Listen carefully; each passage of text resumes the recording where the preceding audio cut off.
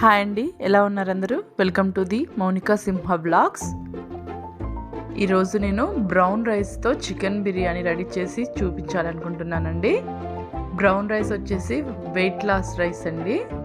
అంతేకాకుండా 0 క్యాలరీస్ ఉంటాయండి, మరియు హై ఫైబర్ ఉంటుంది. ఇందులో హెల్త్కి చాలా అంటే చాలా మంచిదండి బ్రౌన్ రైస్తో కూడా ఈజీగా చికెన్ బిర్యానీ రెడీ చేసుకోవచ్చు అండి. నేను ఇక్కడ 1 kg బ్రౌన్ రైస్ క్లీన్ చేసుకొని నానబెట్టి పక్కకు పెట్టుకున్నానండి.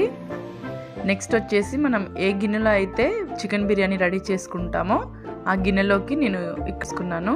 ఈ చికెన్లో కొద్దిగా ఉప్పు, కారం యాడ్ చేసుకున్నానండి. నెక్స్ట్ వచ్చేసి కొద్దిగా పసుపు కూడా యాడ్ చేసుకున్నాను. అలాగే 1 టేబుల్ స్పూన్ అల్లం వెల్లుల్లి పేస్ట్ యాడ్ చేసుకున్నానండి. అలాగే బిర్యానీ మసాలాలు కూడా యాడ్ చేసుకుంటున్నాను. కొద్దిగా టేస్టీ సాల్ట్ కూడా యాడ్ చేసుకుంటున్నాను. అలాగే ఆనియన్ పీసెస్, పచ్చిమిర్చి అండ్ టమోటా పీసెస్ కూడా యాడ్ చేసుకున్నాను. అలాగే పుదీనా కూడా యాడ్ చేసుకున్నానండి. నేను ఇక్కడ ఒక పెద్ద టమోటా, ఒక ఆనియన్ తీసుకున్నాను, ఒక 5-6 పచ్చిమిర్చి తీసుకున్నాను. అలాగే 1 టీ గ్లాస్ పెరుగు కూడా యాడ్ చేసుకున్నానండి. అలాగే 1/2 టీ గ్లాస్ నెయ్యి కూడా యాడ్ చేసుకున్నానండి. ఇందులోనే ఈ మసాలాలు మొత్తం పీసులకు పట్టేలాగా బాగా కలుపుకోవాలండి. నేను ఇక్కడ మసాలా పౌడర్స్ ఏమీ యాడ్ చేయట్లేదండి. నార్మల్గా బిర్యానీలోకి వేసుకునే మసాలాలే యాడ్ చేసుకున్నాను. నార్మల్గా బిర్యానీ మసాలా లూజ్గా బయట 10 రూపీస్ ప్యాకెట్స్ దొరుకుతాయండి. అది ఒక ప్యాకెట్ యాడ్ చేశాను అంతే.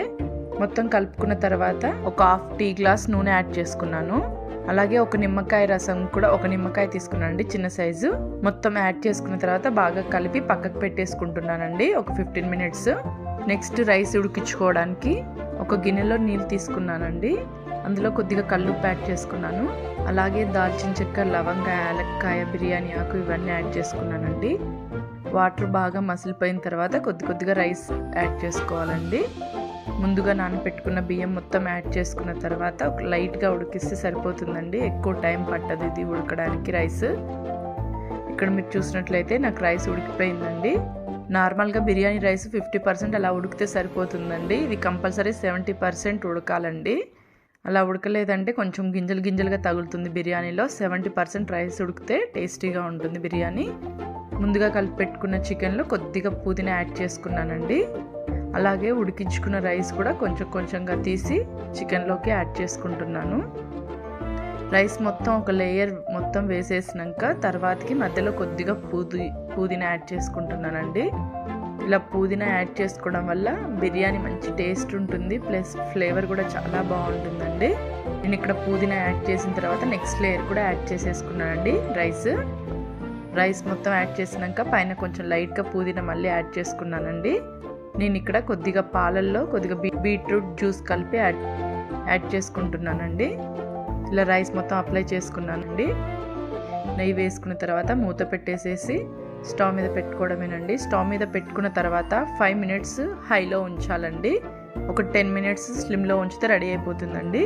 ఇలా పైన ఏదైనా వెయిట్ పెట్టడం వల్ల ఆవిరి బయటికి రాకుండా క్లీన్గా మగ్గుతుంది బిర్యానీ. రెడీ అయిపోయిందండి chicken dum biryani brown rice తోటి. ఒకసారి ట్రై చేసి చూడండి, చాలా అంటే చాలా టేస్టీగా ఉంటుంది.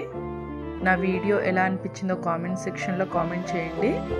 నా వీడియో మీకు నచ్చినట్టయితే లైక్ చేయండి, షేర్ చేయండి, సబ్స్క్రైబ్ చేసుకోండి.